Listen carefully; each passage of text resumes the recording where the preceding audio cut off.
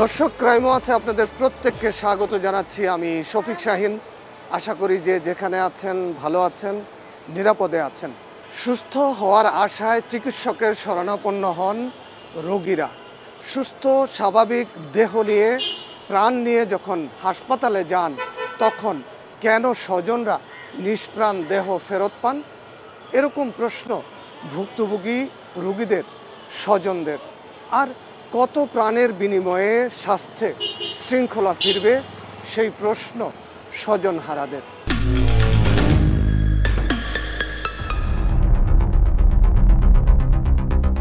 Crime watch team নারায়ণগঞ্জের রূপগঞ্জের বরুণ গ্রামের উদ্দেশ্যে। সেখানে এমন এক মা বাবার করুণ গল্প তুলে ধরছি আপনাদের সামনে। প্রথম সন্তানকে হারিয়ে পাগল প্রায় তারা। তবে তার আগে মূল ঘটনায় নিয়ে যেতে চাই আপনাদের। এই দৃশ্য 2023 সালের 30শে ডিসেম্বরের। শামীম আহমেদের হাত ধরে ঘর থেকে বের হয় তার 5.5 বছর বয়সী ছেলে আয়ান আহমেদ। সুন্নাতে খাতনা করাতে বাড্ডা এলাকার একটি হাসপাতালে আয়ানকে নিয়ে যান তার পিতা শামীম। বাড়িতে ছেলের ফিরে আসার অপেক্ষায় থাকেন মা রত্না বেগম। আমরা আসলে ওই দিন যেটা করি 8:30টার ভিতরে চলে যাই, 8:30টার ভিতরেই যাই। তো ওখানে যাওয়ার পরে যেটা হয়েছে যে তারা তাদের টেস্টের রিপোর্টগুলো দেখে বলছে সব কিছু ঠিকঠাক আছে। আর আমাকে এর আগে জানানো হয়েছিল যে 10 থেকে 15 মিনিটের একটা ঘুমের ভাব থাকবে, আর এই ঘুমের ভাবের ভিতরেই তারা এই খাতনার কাজ করবে। এটাই ভালো পদ্ধতি, এটাই আধুনিক পদ্ধতি। সুস্থ স্বাভাবিক আয়ানকে নিয়ে অপারেশন থিয়েটারে প্রবেশ করানো হয়। অপারেশন পূর্ববর্তী পরীক্ষা নিরীক্ষার রিপোর্টও ভালো ছিল বলে জানান চিকিৎসকরা। তারপর সুস্থ স্বাভাবিক আয়ানকে অপারেশন থিয়েটারে প্রবেশ করানো হয়। তারা যে টেস্টগুলো দিল এর আগের দিন, আমি তো একটা টেস্টও না করিনি, প্রত্যেকটা টেস্টই করাইছি। কারণ সবাই চায় তার সন্তানকে একটু ভালো কিছু দেওয়ার জন্য। তা আমি বাবা হিসাবে আমি চেষ্টা করছি আমার সর্বোচ্চটুকু দিয়ে আমার সন্তানকে করতে। আয়ান ছিল শামীম রত্না দম্পতির প্রথম সন্তান। তার চিকিৎসায় কোনো ত্রুটি রাখতে চাননি মা বাবা, তাই নামি দামি হাসপাতালে সুন্নাতে খাতনার আয়োজন করেন। সময় যখন গড়িয়ে যায়, অপারেশন থিয়েটার থেকে আয়ানকে বের করে না আনায় উদ্বেগ উৎকণ্ঠা বাড়তে থাকে। বারবারই বলতেছে যে হয়ে গেছে হয়ে গেছে, এখনই হয়ে গেছে, শেষের দিকে, এই ধরনের ভাষাগুলোই ব্যবহার করছে, অন্য আর কিছুই না। পরে এক পর্যায়ে দেখলাম যে যখন প্রায় 2-2.5 ঘন্টা হয়ে গেল, তখন ভিতরের ডাক্তার যারা ছিল তারা উদ্বিগ্নভাবে এখান থেকে ওখানে দৌড়াদৌড়ি করতেছে এলোপাথারিভাবে, বা অন্যান্য জায়গা থেকেও ডাক্তার আসতেছে। তো তখনই আসলে বুঝতে পারি যে হয়তোবা ভিতরে কোনো একটা কিছু রং হয়েছে। ফোন দিছি যে কি করো, এর কথা শুনে আমার ভালো লাগে নাই, যে কেমন যেন কথা। এখন আমি বলি কি হয়েছে তোমার? আয়ানের কি হয়েছে? আয়ান কোথায়? বলে আছে। আমি বলি কথা ভালো মতো বলো, কেমন যেন তোমার কথা লাগতেছে। আয়ানের বাবা বুঝতে পারেন বড় ধরনের সমস্যা তৈরি হয়েছে তার ছেলের অপারেশনকে ঘিরে। হাসপাতালের স্টাফদের আচরণেও পরিবর্তন আসতে থাকে। আয়ানকে বাড্ডা থেকে হাসপাতালটির গুলশানের প্রধান শাখায় নিয়ে আসা হয়। আমি বললাম যে যদি আপনাদের কোনো এখন যদি ট্রিটমেন্টে কোনো ভুল হয়ে থাকে বা কোনো রং কিছু হয়ে থাকে, তাহলে আমাকে বলেন, আমি অন্য কোনো হসপিটাল নিয়ে যাই। কিন্তু তারা যেটা করলো, তাদের নিজস্ব ব্যবস্থা, নিজস্ব গাড়ি দিয়ে জোর করে তাদের হাসপাতালে আমাদেরকে নিয়ে গেল। এক পর্যায়ে নিয়ে যেয়ে ওখানে দেখলাম যে নিচে একটা এক্সরে করলো, এরপর থেকে আপনার PIC 1-এ ছিল, তো ওখানে তারা লাইফ সাপোর্টে করলো। জীবনে আপনারা শুনছেন আপনাদের লাইফে আপনাদের এটা বলেন যে আপনারা শুনছেন কখনো খাতনা করাইতে যে মানুষ মারা যায়? তাহলে আমার ছেলে কেন মারা যাবে? ও কি ডাক্তার যে খতনাই করাইতে পারে না? তাহলে ও বসছে কেন? আয়ানের অবস্থার অবনতি হতে থাকে। পুরানো বছর গড়িয়ে নতুন বছরের সূর্যের আলো ফোটে, কিন্তু আয়ান চোখ খোলে না। 7 জানুয়ারি ভোটের রাতে আয়ানকে মৃত ঘোষণা করেন চিকিৎসকরা। 8 দিন লাইফ সাপোর্টে রাখছে।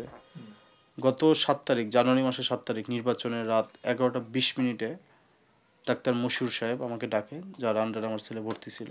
উনি আমাকে ডেকে বলে যে আসলে আমার ছেলে আর নেই। আমি কি হারাই স্যার? আমাকে কি দিতে পারবে? কি দিতে পারবে? এরকম সন্তান আমাকে দিতে পারবে? কার ভুলে পরপারে পাড়ি জমালো আয়ান? সুন্নাতে খাতনা করাতে এসে কেন জীবন যাবে আয়ানের? খতনা করাতে কখনো মারা যায় আমি ভাববো কেন? কি ভুল হয়েছে ডাক্তাররা জানে। আমরা এই খতনা করাতে আপনারা শুনছেন কোনোদিন কোনো বাচ্চা মারা গেছে? আমি তো জীবনেও ভাবি না। আমি যখন জামাটা পরাই দিয়েছি তখন তো আমি বুঝিনি যে আমার বাচ্চাটা মেরে ফেলবে ওরা। আমার আসলে এই দুই ডাক্তারের আমি ফাঁসি চাই, কারণ সামান্য একটা খতনা করতে যে কোনো একটা সন্তান মারা যাবে না, এটা মেইনলি ওরা অবহেলা করছে, ওরা মানুষ হিসাবে গণ্য করে না। কেন কি কারণে আয়ানের মৃত্যু হলো? সন্তানহারা পিতা হিসেবে নবনিযুক্ত স্বাস্থ্যমন্ত্রীর কাছে এমন প্রশ্ন ছিল শামীম আহমেদের। প্রায় যখন 2 ঘন্টা হয়ে গেল তখন দেখলাম যে স্যার ডক্টররা ইন্টার্ন যে ভিতরে যে ডক্টররা ছিল, মানে স্টুডেন্টরা ডক্টররা বিভিন্ন জায়গা থেকে আসতেছে এবং দৌড়াদৌড়ি করতেছে, উদ্বিগ্নভাবে ছোটাছুটি করতেছে। তো তখন আমরা দেখি একটু স্যার হলো যে হয়তোবা কিছু একটা সামথিং রং স্যার। তো আমি এবং আমার ওর দাদা ভিতরে ঢুকে দেখি যে স্যার তখন যে আমার ছেলের দুই পাশে, বুকের দুই পাশে তারা অলরেডি ফুটো করে ফেলছে, দুইটা স্যার ফুটো করে দুই পাশে যেন একটা পাইপ লাগাইছে দেখলাম, এবং ওই যে মুখের ভিতর দিয়ে গলার কি যেন ঢুকানো আছে এবং হাত দিয়ে দেখলাম পাঞ্চ করতেছে। আয়ানের মৃত্যুর কারণ খতিয়ে দেখার আশ্বাস দেন স্বাস্থ্যমন্ত্রী ডাক্তার সামন্তলাল সেন। আমি দেখব। আমি একটা কথা আপনাকে বলি, এখানে অনেক সাংবাদিক ভাইরা আছে, আমি এটার সম্পূর্ণ এগেনস্টে। কোনো ভুল চিকিৎসা, কোনো যদি কারো গাফিলাতি থাকে, ডেফিনেটলি হি অর শি যদি প্রমাণ হয়, শি উইল বি পানিশড।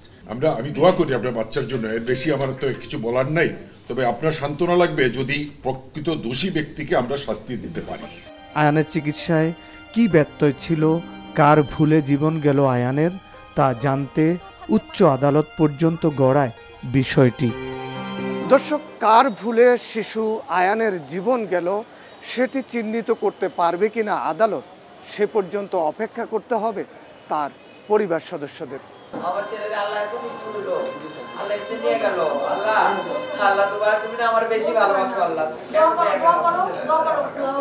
দর্শক, সুন্নাতে খাতনা করতে গিয়ে আরেক শিশু আয়হামের মৃত্যু হলো কিভাবে, এবার চলুন যাই সেই করুণ গল্পে। মতিঝিল আইডিয়াল স্কুল অ্যান্ড কলেজের 4র্থ শ্রেণীর শিক্ষার্থী আহনাব তাহমিদ আয়হাম। সুস্থ স্বাভাবিক আয়হামকে সুন্নাতে খাতনার জন্য ভর্তি করানো হয় মালিবাগের জেএস ডায়াগনস্টিক সেন্টারে। 21শে ফেব্রুয়ারি রাতে অপারেশন থিয়েটারে নেওয়া হয় আয়হামকে। 1.5 ঘন্টা পরও যখন কোনো খবর পাচ্ছিলেন না তার পরিবার সদস্যরা, তখন অনেকটা জোর করেই ভেতরে প্রবেশ করেন স্বজনরা। দেখেন আয়হামের নিথর দেহ। সার্জারি ডাক্তার বাইরে গেছে ঘাম মুছতে মুছতে, তখনই ঘটনা হয়ে গেছে। আমার ছেলে বমি করছে, হঠাৎ সজাগ হয়ে বমি করে ফুসফুসে পানি ঢুকে গেছে। হয়েছে, তাদের কোনো ব্যবস্থা ছিল না। 20 মিনিট পর আমাদেরকে বলে না, 30 মিনিট গেছে বলে না, 40-45 মিনিট পরে আমরা জোর করে ভিতরে ঢুকছি।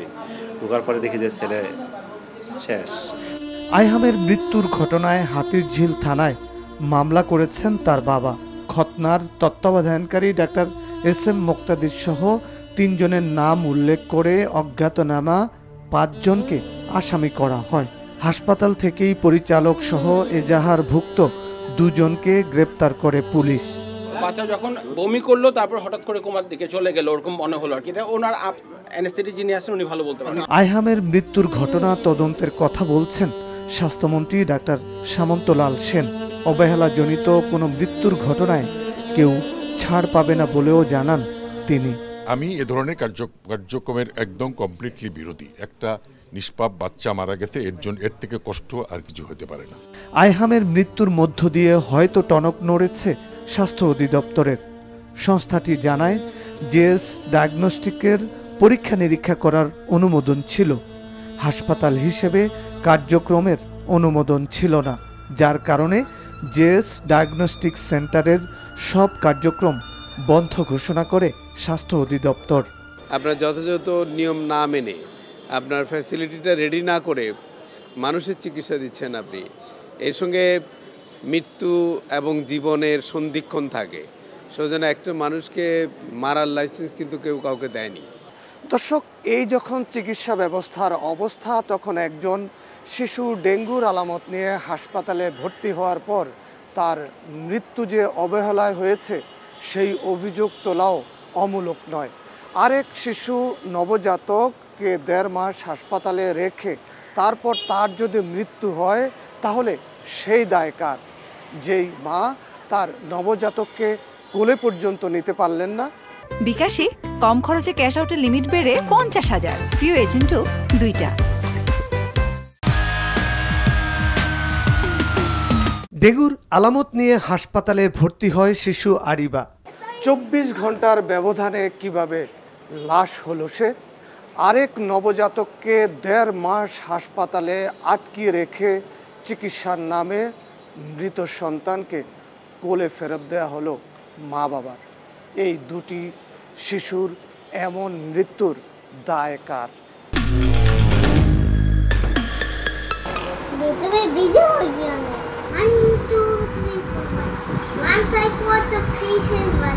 সুন্নাতে খাতনা করাতে গিয়ে শিশু আয়ানের মৃত্যুর হাহাকার পরিবার ছাড়িয়ে সারা দেশের মানুষকে স্পর্শ করে যায়।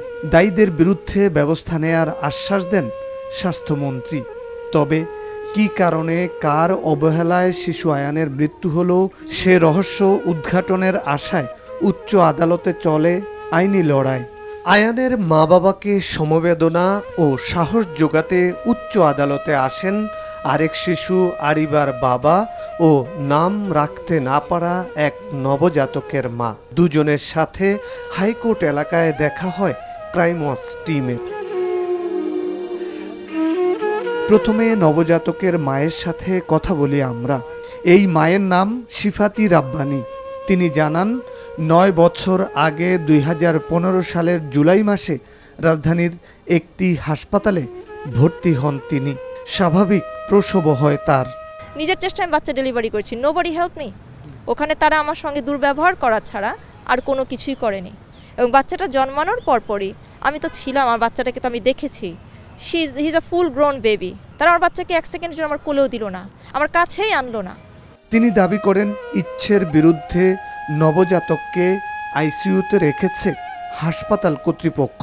বাচ্চাকে তারা 24 আওয়ার্স অবজারভেশনে রেখেছে। বাচ্চার কোনো প্রবলেম তারা কিন্তু বলছেও না, প্রবলেম নেই। তো 24 অবজারভেশন আমি ওটা অ্যাকসেপ্ট করেছি, যেটা আমি চাচ্ছিলাম না। তারপরও ওদের জোরাজুরিতেই তখন কিন্তু মেনে নিলাম। কি কারণে 1.5 মাস আইসিইউতে রাখা হয়েছে নবজাতককে সে বিষয়ে হাসপাতাল কর্তৃপক্ষ কোনো ব্যাখ্যা দেয়নি বলে দাবি শিফাতি রাব্বানীর। তারা প্রতিবারই আমাদের 3 দিন পরেও আবার সময় বাড়াচ্ছে। আমি এই জিনিসগুলো যতই তাদের কাছ থেকে প্রশ্ন করছি, জানতে চাচ্ছি, তারা কোনো কিছু আমাকে ডিটেলস বলছে না। 1.5 মাস পর নবজাতকের মৃতদেহ ফেরত দেয় হাসপাতাল কর্তৃপক্ষ। একটানা হাসপাতালে থাকায় ছেলেকে কোলে নিতে পারেননি, এমনকি তার নামও রাখতে পারেননি বলে জানান সন্তান হারানো এই মা। আমরা যাদের বিরুদ্ধে কথা বলছি তাদেরও সন্তান আছে, তারাও কি চাইবেন এভাবে কোনো মৃত্যু? আমার বাচ্চাটাকে আমি মরার পরে তার লাশটা কোলে নিয়েছি, এর আগে আমি কোনোদিন আমার বাচ্চাকে কোলে নিতে পারিনি।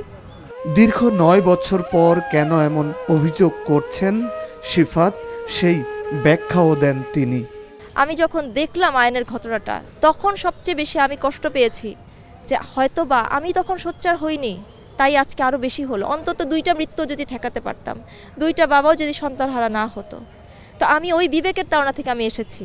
আমি কোনো কম্পেনসেশন চাচ্ছি না, আমি কারো ক্ষতি চাচ্ছি না, আমি শুধু চাই এরকম ঘটনা আর কখনো যাতে না ঘটে। সন্তান হারা এই মায়ের আকুতিতে যে কেউ ব্যথিত হতে পারেন। বাবা মা ওর জন্য অস্ত্রসিক্ত না হয়েছি, মেয়ের বাবা ডাক শুনি না, এমন কোনো দিন নাই যে মেয়ের জন্য আমাদের বাপ মা চোখের পানি না। এবার আরেক বাবার আকুতির কথা আপনাদের সামনে তুলে ধরতে চাই, যিনি ডেঙ্গুর চিকিৎসা করাতে নিয়ে হারিয়েছেন তার সন্তানকে। সন্তান হারানো বাবা আজহারুল ইসলাম রিপন 2023 সালের 20 অক্টোবর রাজধানীর একটি হাসপাতালে 8 বছর বয়সী মুনতাহা আফরিন আরিবাকে ভর্তি করান রিপন।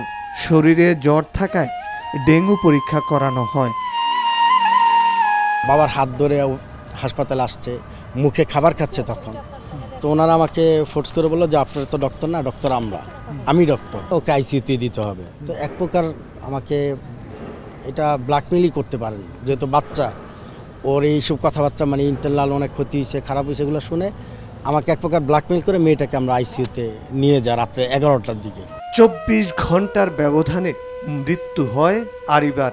রিপনের দাবি, মৃত্যুবরণ করার মতো অসুস্থ ছিল না তার মেয়ে। 8টা সাড়ে 8টার দিকে মেয়েটা ওনারা ডিক্লেয়ার করে যে মেয়েটা মারা গেছে নাই। তো আমার কথা হচ্ছে যে মেয়েটা সুস্থ হেঁটে এই অবস্থায় চলে আসলো আপনার হাসপাতালে, আপনাদের এত নামি একটা প্রতিষ্ঠানে আমি নিয়ে আসছি ইউনাইটেডের মতন জায়গায়, তো আমার মেয়েকে এই অবস্থায় ছিল, ক্রিটিক্যাল এত অবস্থায় ছিল যে মেয়েটা মরে যাওয়ার অবস্থায়। মেয়েটা 24 ঘন্টা সার্ভাইভ করতে পারলো না আপনাদের হাসপাতালে। আমার মেয়েটাকে সন্ধ্যার দিকে মেয়ের লাশ নিয়ে আমার বাড়ি ফিরতে হয়েছে। রিপনের দাবি, চিকিৎসার নামে তার মেয়েকে হত্যা করা হয়েছে, তাই দেরিতে হলেও দায়ীদের চিহ্নিত করার দাবি তার। সারা রাত আমার মেয়ের সাথে কী ট্রিটমেন্ট করছেন আপনারা? মেয়ে হাইটা যেহেতু আসছে এখানে, একটা ভালো অবস্থায় ছিল, মুখে খাবার খাচ্ছিল, কথা বলতেছিল আমাদের সাথে, সেই মেয়েটা কীভাবে এত অবনতি হইল? অবশ্যই আপনারা ভুল ট্রিটমেন্ট করেছেন, আমার মেয়ের সাথে অন্যায় করেছেন। কি এমন হয়েছে যার কারণে আমার মেয়েটা ওই দিনে 24 ঘন্টা পার হইল না, মেয়েটার জীবন প্রদীপটা নিভে গেল? ভুল করলে ডাক্তাররা বলে থাকবে, মানে ভুল হয়েছে আপনাদের। এখন ডাক্তাররা তো আমাদের উপর চাপায় দিচ্ছে। প্রত্যেকটি ঘটনার তদন্ত সাপেক্ষে ব্যবস্থার আশ্বাস স্বাস্থ্যমন্ত্রীর। আমি কিন্তু এই ব্যাপারে কঠোর। আমরা চেষ্টা করছি এগুনা নিয়ে কাজ করার। আমাকে একটু সুযোগ সময় দেন, আমি দেখি চেষ্টা করে। আমি পারবো না শতভাগ, বাট আমি চেষ্টা করব, আমার চেষ্টার কোনো ত্রুটি থাকবে না। কিডনির পাথর সরাতে এসে হাসপাতালে গিয়ে চিকিৎসকের দ্বারা অপারেশনের সময় চিকিৎসক নাকি কিডনির অপারেশনই করেননি, এমন অভিযোগ ভুক্তভোগী শাকিলের, যার কারণে তার একটি কিডনির পরিবর্তে 2টো কিডনি নাকি এখন অকেজ হওয়ার পথে। এজন্য মরার উপর খাড়ার ঘা। আরেক যুবক পেটে ব্যথা নিয়ে ভর্তি হয়েছিলেন হাসপাতালে। এন্ডোস্কোপি করাতে গিয়ে সেই যুবক রাহিব রেজার মৃত্যু হলো কিভাবে?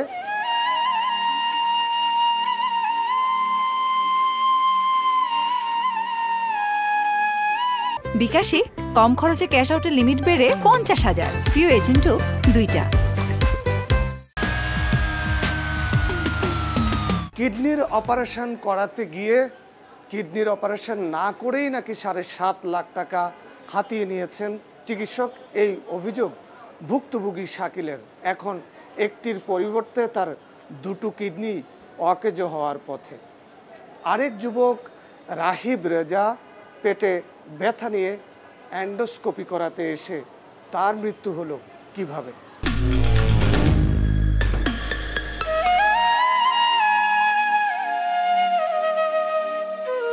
রাজধানীর একটি শপিং মলে মোবাইল ফোন, ল্যাপটপ সহ ইলেকট্রনিক সামগ্রী মেরামতের কাজ করতেন চাঁদপুরের যুবক ইউসুফ মজুমদার শাকিল। 2 সন্তান ও স্ত্রীকে নিয়ে ভাড়া বাসায় সুখের সংসারে ছিল শাকিলের। তার স্ত্রী রুবিনা আক্তার জানান, সাজানো গোছানো সেই সংসার এখন এতটাই অগোছালো আর অস্বাস্থ্যকর হয়েছে, সেখানে বাইরের কাউকে নিয়ে বসানোর জায়গাটুকু পর্যন্ত নেই। তাই বাধ্য হয়ে ক্রাইম ওয়াচ টিমের সাথে বাইরের কোনো এক খোলা মাঠে সাক্ষাৎ করতে বাধ্য হন তারা। সুখের সংসারে অসুখ নেমে আসে শাকিলের পেটে ব্যথার সূত্র ধরে। 2.5 বছর আগে হঠাৎ পেটে ব্যথা অনুভব হওয়ায় একজন পরামর্শ দিলেন বেসরকারি একটি হাসপাতালের একজন বিশেষজ্ঞ চিকিৎসকের কাছে যেতে। 7.5 লাখ টাকায় অপারেশনও করলেন ওই বিশেষজ্ঞ চিকিৎসক। 6,20,000 টাকা উনি নেওয়ার পরে আমার অপারেশন করে। ওনার লগে কন্ট্যাক্ট হয়েছে যে আমার কাইটটা অপারেশন করবো, ছিদ্র করে পাথর বের করবে। কিন্তু অপারেশনের পরে যখন আমার জ্ঞান ইচ্ছে তখন দেখি যে আমার এখানে কোনো কাটাছিরি কোনো কিছু নাই, আর ছিদ্রও নাই। বেশি বুঝো না, আমার যেটা ভালো সেটাই করে দিছি, বেশি কথা বলবা না। ওষুধ লেখা দিই, নিয়ম মতো যেয়ে বাসা যেয়ে খাও, কমে যাবো গা, আল্লাহ ভরসা। রোগ মুক্তির আশায় অপারেশন করানো হলেও জটিলতা আরও বাড়তে থাকে। যোগাযোগ করেন সেই বিশেষজ্ঞ চিকিৎসকের সাথে। শাকিল দম্পতির অভিযোগ, তারপর ভিন্ন চেহারা নিয়ে হাজির হন সেই চিকিৎসক। আমি বলছি যেহেতু আমরা ঢাকা মেডিকেল রেফার করেন, তাহলে আপনাদের প্রতিপক্ষের কাছে আমি বিচার দেব। স্যার থেকে উঠাই আমার কাগজপাতি নিয়ে গেলো গিয়া, আর এই যে লিখিত দিছে ডকুমেন্টস সেটাও নিয়ে গেলো গিয়া, আর আমার হাতে একটা কাস্টমারের একটা সেট ছিল সেটাও নিয়ে গেছে গিয়া, আর 2 ব্যাগ কাগজপাতি আছিল, সব নিয়ে গেছি গিয়া। নিয়ে যাওয়ার পরে ঘাটটার ধাক্কা দিয়া বাড়ি করে দিলেইছে। তখন আমি আমার যখন গাছ ধরে ধাক্কা দিয়ে বের করে দিলেছে, তখন আমি আবার ঠেললা ভিতরে ঢুকছি। আমার যখন এমনি ধরে উঠাইছে, আমি লোয়ার জন্য ফাইলটা হাত বাড়াইছি আর এই হাতটা মোচড় দিয়েছে আর আমরা ধরে রাখছে। তখন আমি চোখে মুখে পুরো অন্ধকার দেখছি। অপারেশনের আগে যে রূপটা ছিল ওনার, ওই রূপটা ছিল না। অপারেশনের পর উনি কষাই হয়ে গেছে। ওই কষাইটা যে গরু কাটার পরে চেঞ্জ হয়ে যায়, উনি সেরকম চেঞ্জ হয়ে গেছে আমার কাছে টাকাটা নেওয়ার পর। আমার এতগুলা কাগজপাতি ছিল ল্যাবেডের, আমার সব কাগজপাতি উনি রেখে দিচ্ছে, আমার হাজবেন্ডের গায়ে হাত দিচ্ছে। আমি যে একটা মহিলা, মা বোন সবাই আছে, উনি আমার গায়ে পর্যন্ত হাত দিচ্ছে। উনি শাকিল রুবিনা দম্পতি দাবি করেন অপারেশন না করেই অভিযুক্ত চিকিৎসক 7.5 লাখ টাকা নেন। পরে একই অপারেশন করাতে হয় ঢাকা মেডিকেল কলেজ হাসপাতালে।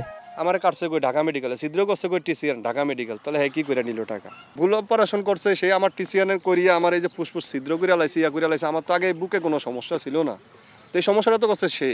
আমার এই যে কিডনি একটা আছিল, এই যে এই কিডনিটা বাদ করে লাইছে, এখন এটা টানাটানি এটাও বাদ হয়ে গেছে। তো আমার তো পুরো জীবনটাই নষ্ট করে ফেলাইছে। তো যে উনি অপারেশনটা করে, তাহলে ঢাকা মেডিকেলে এটা কিসের অপারেশন করলো? উনি অপারেশন না করে আমার কাছে টাকা নিছে। 2.5 বছর ধরে চিকিৎসকদের পেছনে দৌড়াতে গিয়ে একেবারেই নিঃস্ব এই পরিবারটি।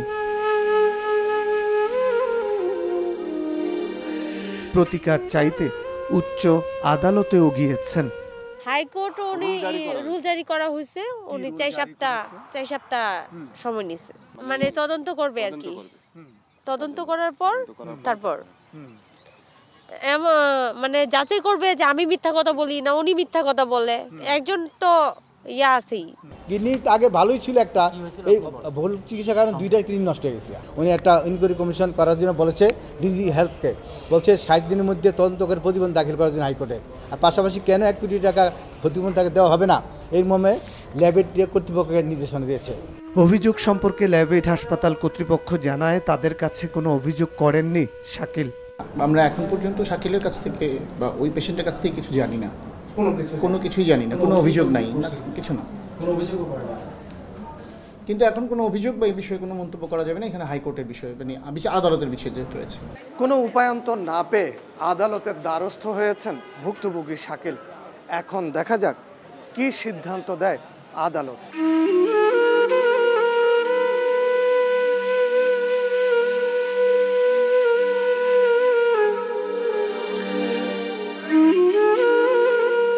এরকম হৃদয় এফোর করা প্রশ্নের উত্তর কতটা করুণ আর কতটা হৃদয় বিদারক হতে পারে, চলুন দেখি সেই দৃশ্য।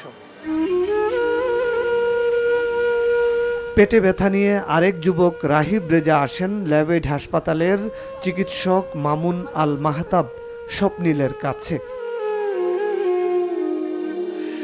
এন্ডোস্কোপি করানোর পরপরই রাহিব রেজার শারীরিক অবস্থার অবনতি হতে থাকে বলে দাবি করেন তার পরিবার সদস্যরা। অফিস করে আমার হাজবেন্ড পুরো সুস্থ, নিজে হেঁটে এখানে আসে এন্ডোস্কোপি করতে। এন্ডোস্কোপির আগে সব কিছু ভালো ছিল, আমরা কিন্তু শুরু থেকে জানি যে এন্ডোস্কোপির আগে সব কিছু ভালো ছিল। রিপোর্টে একবার দেখলেই বোঝার কথা, ওনার এন্ডোস্কোপি করার কথা না। প্রি ইভ্যালুয়েশনে দেখা গেছে তার হার্টের ইস্যুজ আছে, তার লাংসের কিছু ইস্যুজ আছে। এই ইস্যুসগুলোর কারণে তার এন্ডোস্কোপি পারফর্ম করা যাবে না, কিন্তু সেই রিপোর্টটা না দেখেই তার এন্ডোস্কোপি পারফর্ম করায় আজকে এই সিচুয়েশনটা ক্রিয়েট হয়েছে। ডাক্তারের ভুল চিকিৎসায় রাহিবের মৃত্যুর অভিযোগ স্বজন ও বন্ধুদের। একটা ডক্টর কেন এত অনারেবল একটা প্রফেশন, কারণ হচ্ছে তার কাজ হচ্ছে লাইফ বাঁচানো।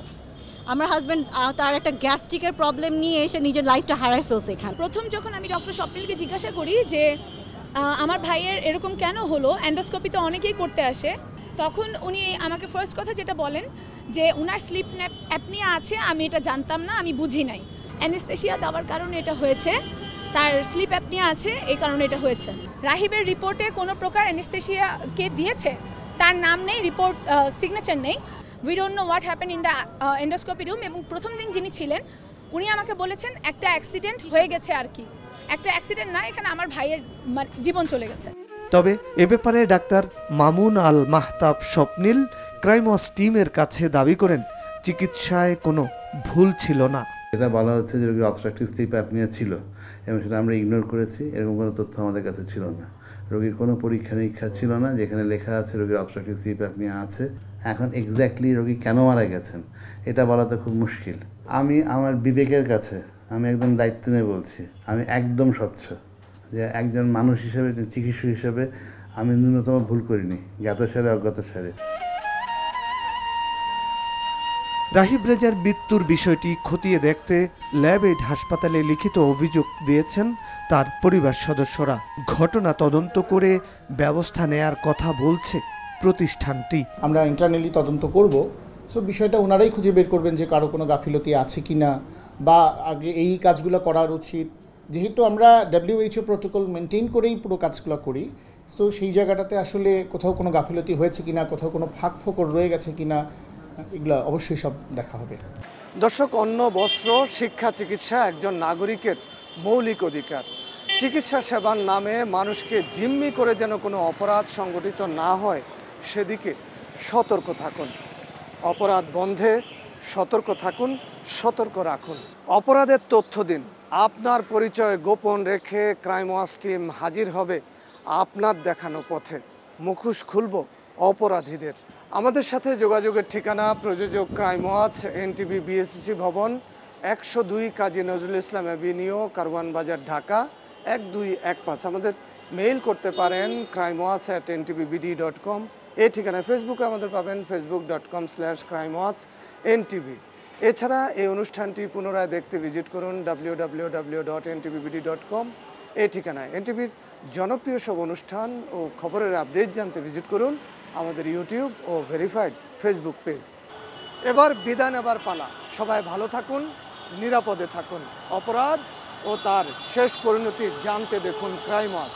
তবে চিকিৎসার নামে কিভাবে মানুষের জীবনে মৃত্যুর ফাঁদ তৈরি করে অসাধু ব্যবসায়ীরা, অবৈধ হাসপাতাল, ক্লিনিক এবং ডায়াগনস্টিক সেন্টারের নামে কিভাবে চলছে রমরমা বাণিজ্য, আগামী পর্বে সেই দৃশ্য তুলে ধরব আপনাদের সামনে। ততক্ষণ ক্রাইম ওয়াচের সঙ্গেই থাকুন।